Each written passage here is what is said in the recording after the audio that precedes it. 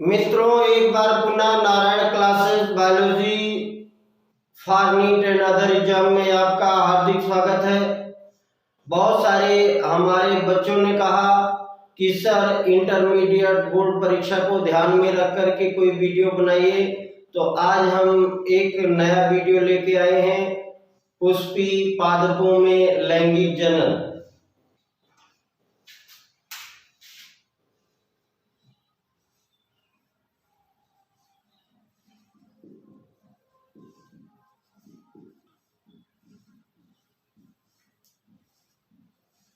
तो ये जो पुष्पी पादप है, पुष्प पैदा करने वाले पौधे हैं, इनको हम पुष्पी पादप कहते हैं। और इनमें लैंगिक जनन की घटनाएं, वीडियो लैंगिक जनन में हमने पढ़ा था कि लैंगिक जनन की 3 अवस्थाएं होती हैं। पहली होती है निषेचन पूर्व घटनाएं,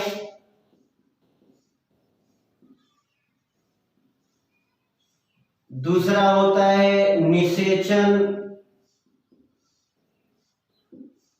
और तीसरा होता है निषेचन पश्च घटनाएं।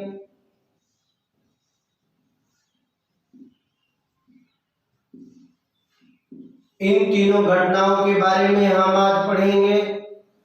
निषेचन पूर्व घटनाओं के अंतर्गत आता है युग्मक जनन और युग्मक स्थानांतरण।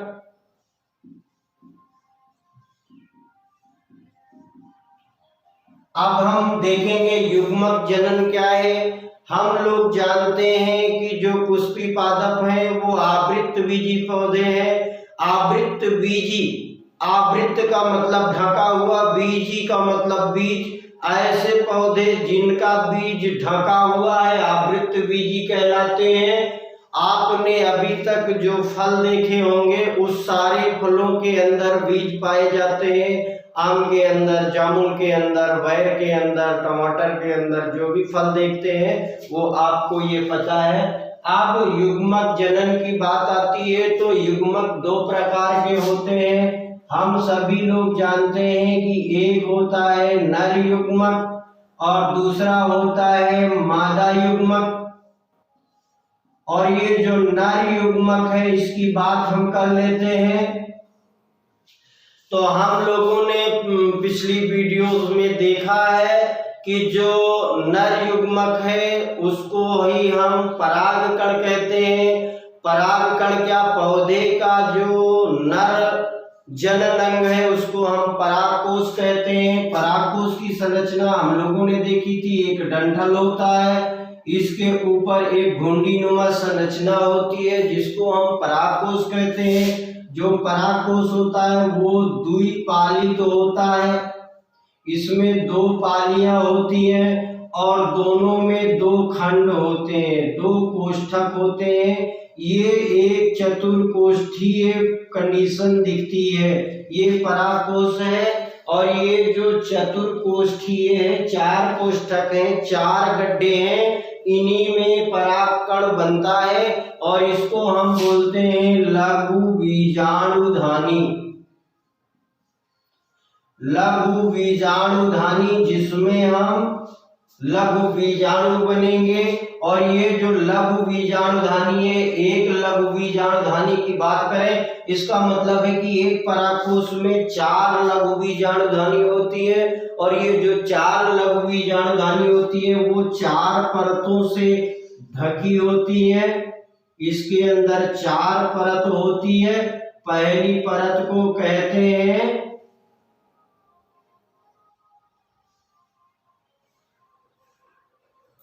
ये जो 4 परत होती है, पहली परत को कहते हैं अंतस्त्वचा।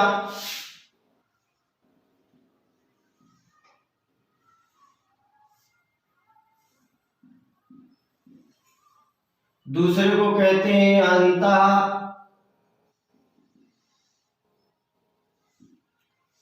स्थिशियम। तीसरे को कहते हैं मध्य परत और चौथे को कहते हैं टेपिटम। ये जो बाहरी तीन परत है, अंतःत्वचा, अंतःस्थेशियम या मध्य परत, ये क्या करता है, पूरे लघु बीजाणुधनी की सुरक्षा करता है। जबकि ये जो टेपिटम है इसका कार्य है विकास या विकसित होते हुए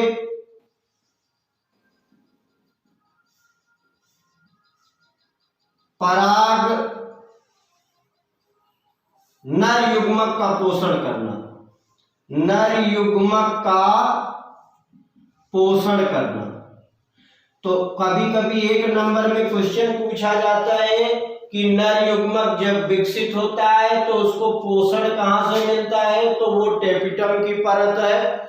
और इसके अंदर जो कोशिकाएं होती हैं, टेपिटम के अंदर जो कोशिकाएं होती हैं, इनको बीजाणुजन कोशिकाएं और पूरे को बीजाणुजन ऊतक कहते हैं। और ये प्रत्येक कोशिका जो है परागकण बनाने की क्षमता रखती है। तो ये जो बीजाणु जन ऊतक की कोशिकाएं हैं, ये अर्धसूत्री विभाजन के परिणाम स्वरूप नर युग्मक बनाती हैं। और उन नर युग्मक को हम क्या बोलते हैं, परागकण। उस नर युग्मक को हम परागकण कहते हैं। और जब परागकण परिपक्व हो जाता है तो ये तीनों परतें फट जाती है और परागकण बाहर निकल जाता है। आगे देखेंगे जो परागकण होता है वो लगभग गोलाकार होता है और ये दो परतों का बना होता है। और दो जो परतें होती है इसमें बीच में एक छिद्र होता है। इस छिद्र को हम जनन छिद्र कहते हैं। और इसकी जो बाह्य त्वचा है या बाह्य परत है इसको हम बाह्य चोल कहते हैं। और जो आंतरिक है उसको हम आंतरिक चोल कहते हैं।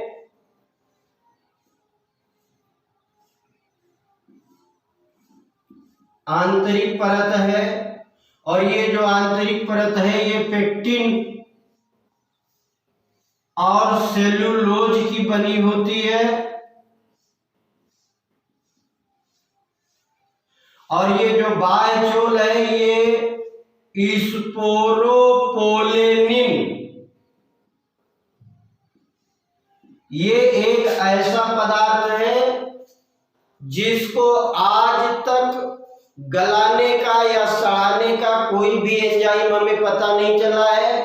ज्ञात कार्बनिक यौगिकों में सबसे ज्यादा प्रतिरोधी है। और इसीलिए ये जो परागकण है इनकी जीवन अवस्था में भिन्नता आती है।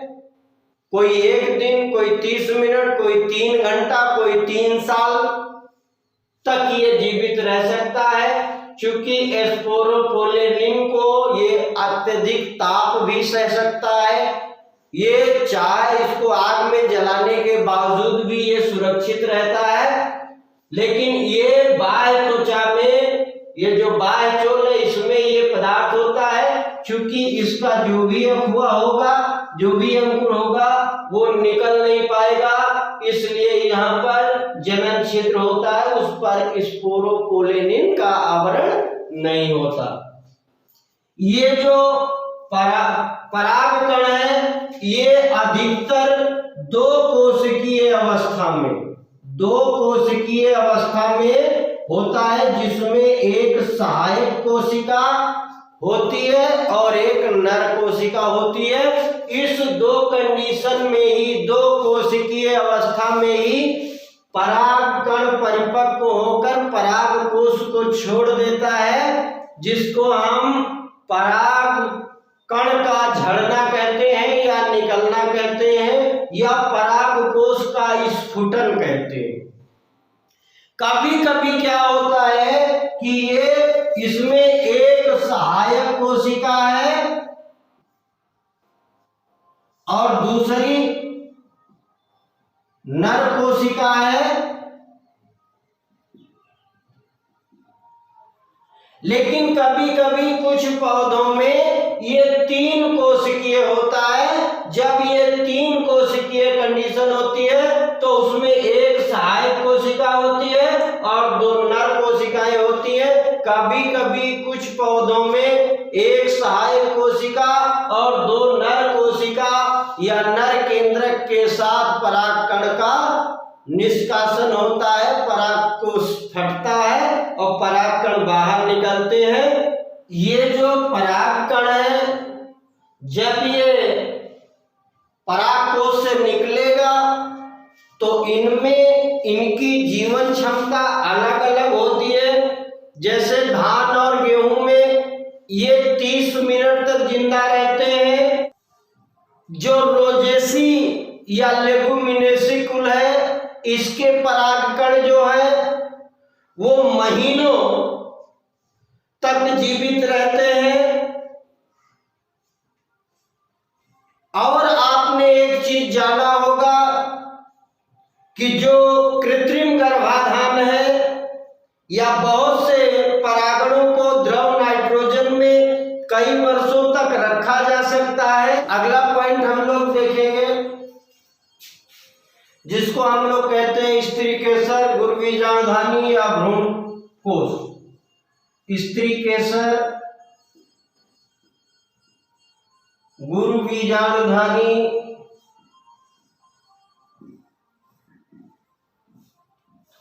या भ्रूणकोश।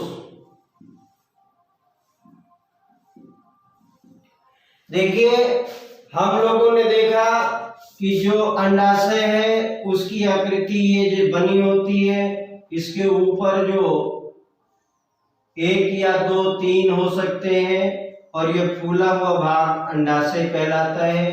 ये बीच वाला भाग वर्तिका कहलाता है।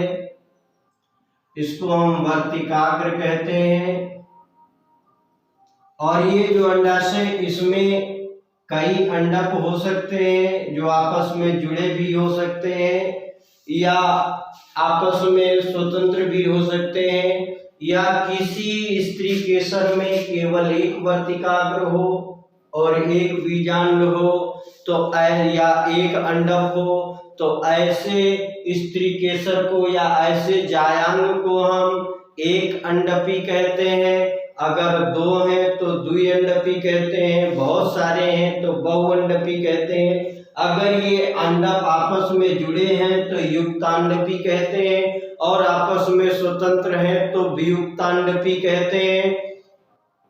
इसमें जो है ये जो बीजांड है ये गुरुबीजाणुधानी है। और जब हम गुरुबीजाणुधानी की बात करते हैं तो ये जो इसका एक अंडक है उसका जब विकास होता है तो भ्रूणकोश बनता है और उसको हम लोग देखते हैं तो ये एक 7 केंद्रकीय, जिसको कहते हैं 7 कोशिकीय और 8 केंद्रकीय, 1 2 3 4 5 6 7 कोशिका है और इसमें 8 केंद्रक हैं, 1 2 3 4 5 6 7 और 8।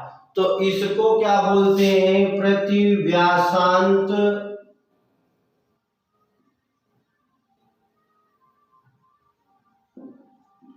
कोशिका। इन दोनों को बोलते हैं ध्रुव केंद्रक। इसको बोलते हैं अंड। इसको बोलते हैं सहायक कोशिकाएं।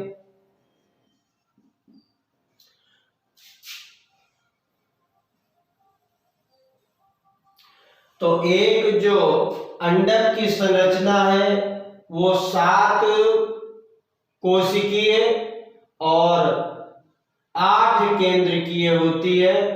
3 3 6 2 8। इधर ही बीजांड द्वार होगा।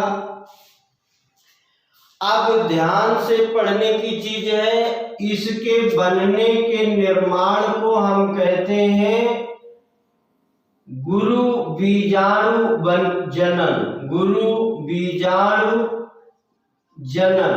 जिसको हम मादा युग्मक कहते हैं। अभी हम लोगों ने परागकण पढ़ा, परागकण को नर युग्मक कहते हैं।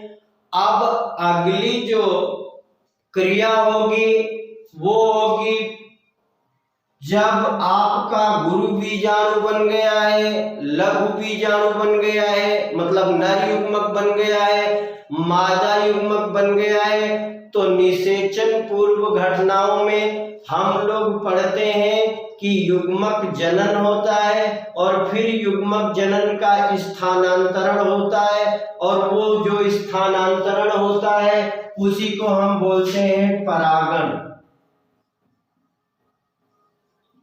जब हम परागण की बात करते हैं तो यहाँ पर क्या बना हुआ है, ये कंडीशन इसकी। अब ये देखिए,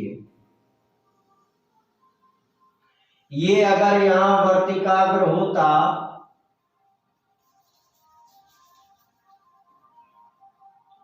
इसको ऐसे देख लेते हैं, ये वर्तिकाग्र है, ये एक जायंग की संरचना है और एक ये पुंकेसर की संरचना है, जहां पर परागकोश है, चतुर्दीर्घी चतुष्कोष्ठकीय है, अभी हमने पढ़ाया। तो नर युग्मक कहाँ है, पुमंग में है, पुंकेसर में है। अंड युग्मक कहाँ है, अंडाशय के अंदर है। हमने अभी आपको बताया था कि जब परागकण बन जाएंगे तो परागकोश फट जाएगा और इसके फटने के बाद परागकण बाहर निकल आएंगे। कभी कभी ये 2 कोशिकीय होते हैं, किन्हीं पौधों में ये 3 कोशिकीय होते हैं। तो ये जो परागण की घटना है, पराग कोश से पराग कणों का निकलकर वर्तिका के वर्तिकाग्र पर पहुंचने की क्रिया को परागण कहते हैं। अब ये जो परागण है, ये पराग कोश से परागकण निकलेगा और वर्तिका के वर्तिकाग्र पर पहुंच जाएगा। ये घटना परागण कहलाती है। और परागण स्रोत जो होते हैं उसको ध्यान में रखते हुए 3 प्रकार के होते हैं। एक को कहते हैं स्वपरागण। स्वपरागण का मतलब क्या है कि जब एक ही पुष्प के परागकण उसी पुष्प के वर्तिकाग्र पर पहुंच जाए तो इस घटना को स्वपरागण कहते हैं। ध्यान देने की बात है, पुष्प एक है, उसी पुष्प का परागकण है और उसी पुष्प के वर्तिकाग्र पर पहुंच रहा है। ये कंडीशन है। अभी हमने देखा कि एक ही पुष्प का परागकण है और उसी के वर्तिकाग्र पर पहुंचती है, तो इसको स्वपरागण कहते हैं। और इसका एक और नाम देते हैं स्वयुग्मन। ये अगर नंबर 1 स्वयुग्मन देख ले, ये भी स्वपरागण है। और एक होता है सजात परागण। इसकी कंडीशन देखते हैं कि एक पौधे के एक पुष्प का परागकण उसी पौधे के दूसरे पुष्प के वर्तिकाग्र पर पहुंचे। इसमें कंडीशन क्या है कि परागकण और वर्तिकाग्र दोनों एक ही पौधे के हैं लेकिन अलग अलग पुष्पों के हैं। दोनों का आप अंतर समझ लीजिएगा। अगर एक ही पुष्प का परागकण उसी पुष्प का वर्तिकाग्र तो स्वयुग्मन, और अगर एक पौधे के एक पुष्प का परागकण उसी पौधे के दूसरे पुष्प के वर्तिकाग्र पर पहुंचे तो इसको बोलते हैं सजात परागण या सजातीय परागण। और नंबर 2 होता है, नंबर 1 स्वपरागण है और इसका ए नंबर और बी नंबर ये है। और दूसरे नंबर पे आता है परपरागण। परपरागण की परिभाषा क्या है कि एक पौधे के पुष्प का परागकण किसी दूसरे पौधे के के वर्तिकाग्र पर पहुंचने की क्रिया को पर परागण कहते हैं। और ये जो पर परागण होता है इसको करने के लिए कारक की जरूरत होती है। ऐसे कारक जिनकी वजह से पर परागण होता है, तो उसके बारे में कारक का मतलब माध्यम होता है। परागकण एक माध्यम से, किसी ना किसी माध्यम से ही वर्तिकाग्र तक पहुंचेंगे।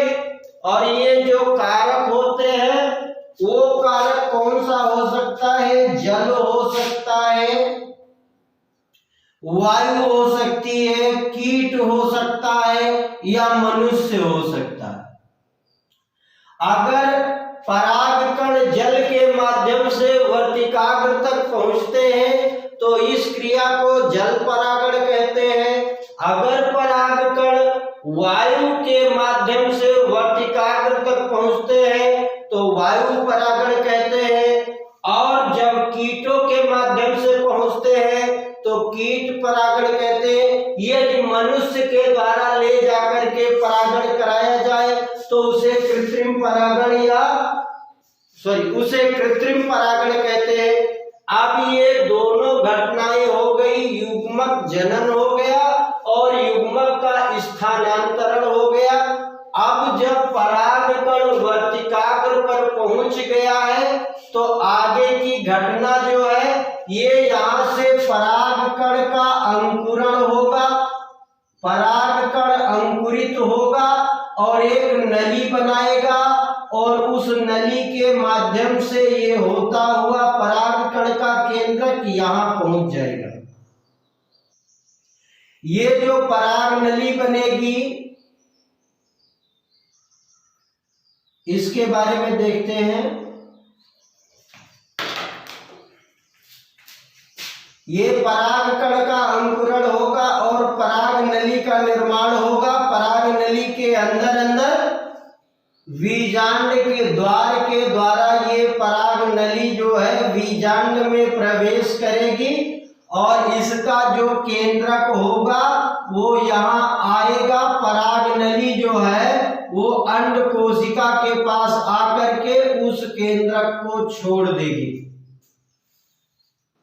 ये नर केंद्रक है, अंड कोशिका के पास आकर के पराग नली जो है नर युग्मक को छोड़ देगी और ये जो नर युग्मक और अंड कोशिका का केंद्रक है ये दोनों मिलेंगे। और ये घटना क्या कहलाएगी? ये घटना कहलाएगी निषेचन।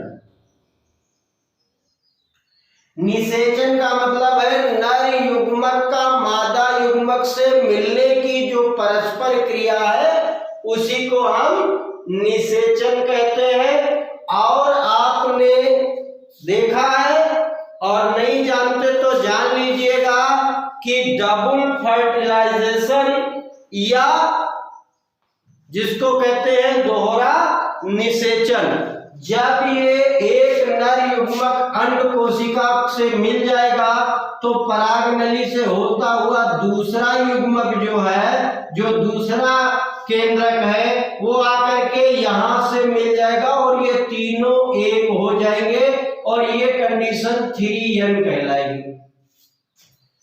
इसमें 3 केंद्रक मिलेंगे और ये जब 3n हो जाएगी तो इसको कहेंगे भ्रूण कोश। भ्रूण पोष। ये भ्रूण पोष क्या है? ये विकसित होते हुए बीज को या भ्रूण के विकास का पोषण करता है, उसको ऊर्जा प्रदान करता है। अब ये निषेचन के बाद की जो घटनाएं हैं उन्हें हम निषेचन पश्च घटनाएं कहते हैं। और निषेचन के बाद क्या होता है उसको हम देखेंगे कि जो वर्तिकाग्र है, जो वर्तिका है, ये प्रायः क्या होते हैं? झड़ जाते हैं, गिर जाते हैं, सूख जाते हैं, पराग नलिका नष्ट हो जाती है। और ये जो निषेचित अंड है, ये निषेचित अंड जो है ये बीज का निर्माण कर लेते हैं और ये पूरा का पूरा जो अंडाशय है, अंडाशय की जो भित्ति है वो फल भित्ति बना लेती है और बीजांड बीज में परिवर्तित हो जाता है। कभी कभी कुछ पौधों में वायदल लगा भी रहता है फल बनने के बाद भी। इस प्रकार ये एक प्रयास है। यदि वीडियो को अच्छा लगा हो तो लाइक और सब्सक्राइब करना ना भूलें। मिलते हैं अगले वीडियो में, तब तक के लिए धन्यवाद।